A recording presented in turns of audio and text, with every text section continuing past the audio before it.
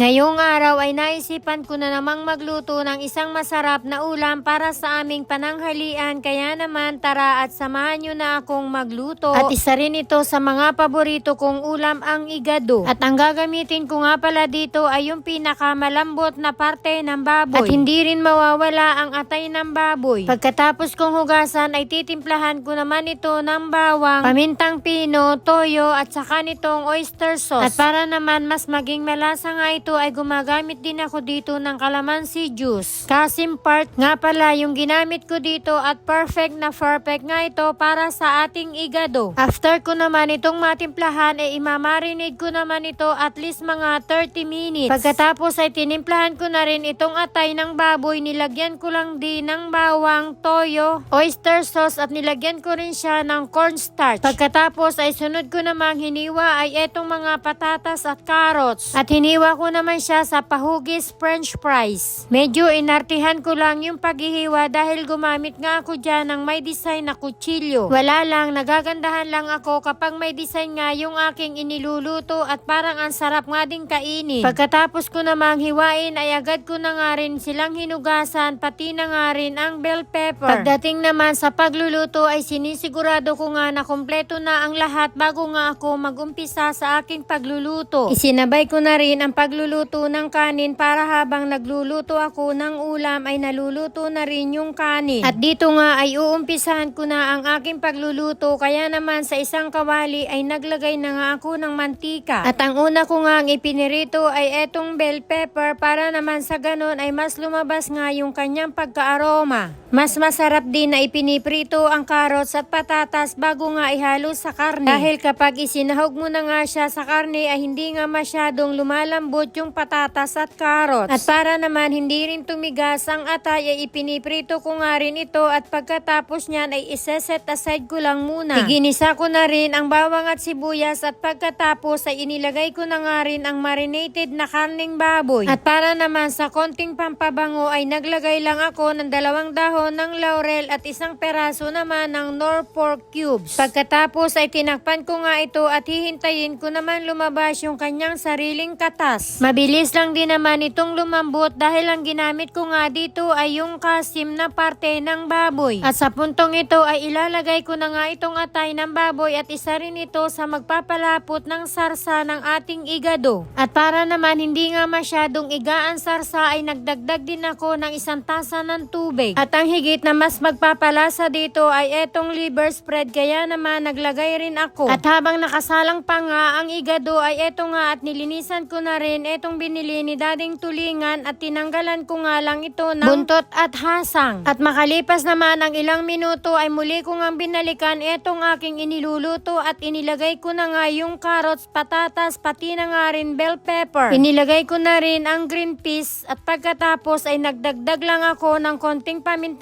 pino at syempre ang magpapabalance ng lasa ang asukal. Konting pakulo na lamang at malapit na nga itong maluto. Sobrang sarap nga nitong igado, lalong lalo na sa napakainit na kanin. At kung nakarating ka hanggang dulo, baka pwedeng paki-comment kung taga saan ka para alam ko kung saan nakarating ang video na to. Thank you for watching. Bye!